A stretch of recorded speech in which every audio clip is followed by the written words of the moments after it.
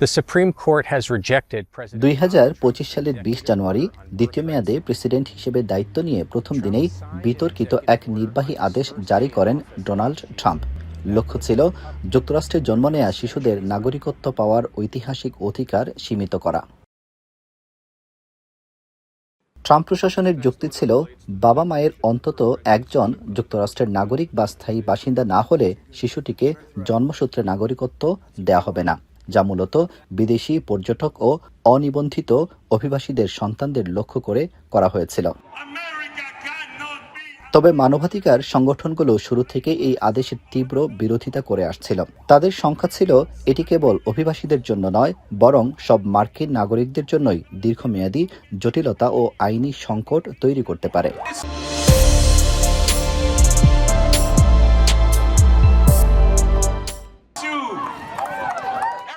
বিতর্কিত এই ইস্যুটি শেষ পর্যন্ত গড়ায় সুপ্রিম কোর্ট পর্যন্ত।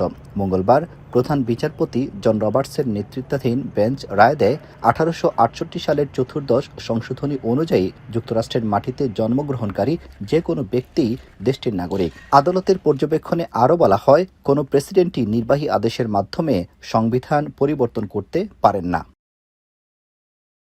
রায়ের পর অভিবাসী, অধিকার কর্মী ও সাধারণ মানুষের মধ্যে স্বস্তির নিঃশ্বাস বইছে। মাইগ্রেশন পলিসি ইনস্টিটিউটের তথ্য মতে, ট্রাম্পের এই আদেশ কার্যকর হলে প্রতি বছর প্রায় 2.5 লাখ শিশু নাগরিকত্ব হারিয়ে রাষ্ট্রহীন হওয়ার ঝুঁকিতে পড়ত। আর রায়ের প্রতিক্রিয়ায় ট্রাম্প জানিয়েছেন, এটি দেশের জন্য অত্যন্ত খারাপ একটি সিদ্ধান্ত। পাশাপাশি জন্মসূত্রে নাগরিকত্ব বাতিলের জন্য কংগ্রেসের হস্তক্ষেপও কামনা করেন মার্কিন প্রেসিডেন্ট। এদিকে সাম্প্রতিক সময়ে ট্রাম্প প্রশাসনের এটি তৃতীয় বড় আইনি পরাজয়। এর আগে তার শুল্ক নীতি এবং ফেডারেল রিজার্ভের কর্মকর্তা বরখাস্তের সিদ্ধান্ত আদালত বাতিল করেছেন।